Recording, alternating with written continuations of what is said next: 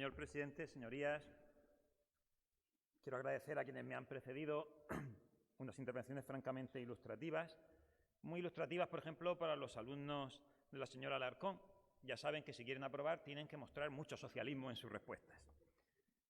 Quisiera comenzar también haciendo una referencia a las palabras de la señora Valcárcel cuando nos decía que la economía es el problema que principalmente preocupa a los españoles en este momento. Estoy de acuerdo con ella, es así.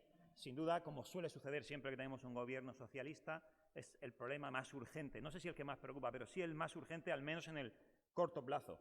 Pero me gustaría, con todo el cariño del mundo, decirle al Partido Popular, quizá es el más importante, pero no es el único. El imparable ascenso de Vox, imparable, viene porque es el único partido en la no izquierda española que está haciendo defensa de las ideas políticas. Por tanto, la economía es el urgente, pero yo les recomiendo a ustedes que no abandonen completamente la lucha ideológica, que además se recrudece por momentos. Entrando en materia, no es conveniente, evidentemente, si se pretende que la nación sea eficiente y justa, que los diferentes territorios tengan un diferente tratamiento fiscal o presupuestario. La armonización fiscal en sí misma no es negativa, por el contrario, nosotros la juzgamos como positiva. Pero sí que resulta muy negativa cuando se traduce en o se usa para encubrir un aumento de la carga impositiva para los ciudadanos. El diario La Vanguardia ya publicaba en mayo de 2020 lo que todos conocíamos, por otra parte, la profunda desigualdad fiscal entre comunidades autónomas. La regulación fiscal solo es una de las razones, señorías, es conveniente meditar sobre ello, quizá no la más importante, pero es una de ellas, por las que, por ejemplo, en Madrid se vive actualmente mucho mejor, se invierte mucho mejor de lo que se puede hacer en Barcelona. Es curioso que un diario tan poco sospechoso de neutralidad o de independencia ideológica como lo es La Vanguardia ya lo expresara así en algunos de sus editoriales.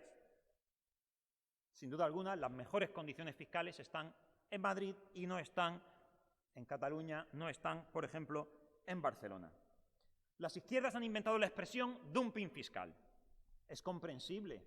Es comprensible que quienes viven y han vivido siempre y han gobernado siempre de espaldas a las leyes inexorables de los mercados se sientan molestos o perturbados cuando diferentes regiones adoptan diferentes posicionamientos en política fiscal. Pero sobre todo molesta cuando aquellos que adoptan estos posicionamientos son los que prosperan, son los que generan empleo, son los que aumentan sus ingresos, quedándose atrás aquellos que se mantienen en el expolio fiscal, en la presión contra los ciudadanos. Es comprensible que les moleste. Y pese a todo, reitero, en nada contribuye a la unidad de una nación tener en vigor normas fiscales diferentes en diferentes territorios. Esto es importante que quede claro.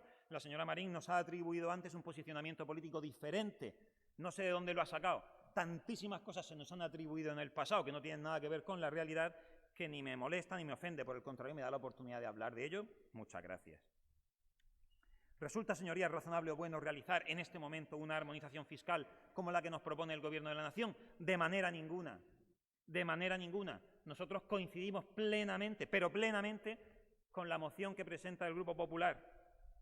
¿Por qué lo hacemos? Porque la armonización fiscal debería venir precedida, señorías, de la supresión o extensión al conjunto de los ciudadanos de la nación de los mismos privilegios fiscales que algunas regiones disfrutan gracias, en buena parte, es desagradable, pero hay que decirlo, gracias en buena parte al concurso de la violencia terrorista en el pasado. Esa es la primera igualdad fiscal que necesitaríamos.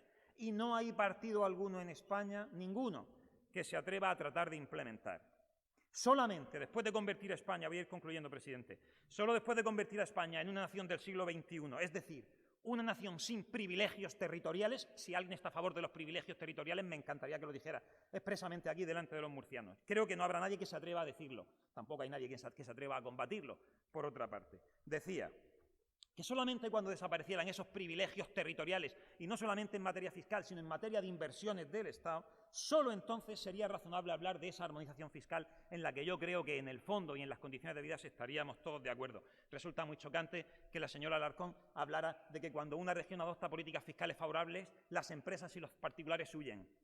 Claro, es que eso es lo que ocurre normalmente cuando gobierna la izquierda, que quien puede huye, pero saltando un muro si es necesario donde hay nichos de ametralladoras. El que puede, huye. Sí, señor presidente, me he pasado un poquito.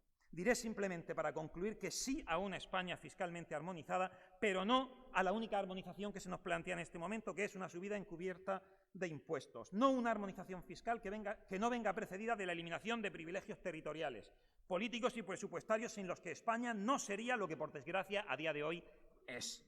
Una armonización fiscal que no venga precedida de una homogeneización o armonización presupuestaria de inversiones estatales, eso no es una armonización, señorías. Eso es solamente la enésima estafa política del siglo XXI español. Muchísimas gracias. Gracias, señoría.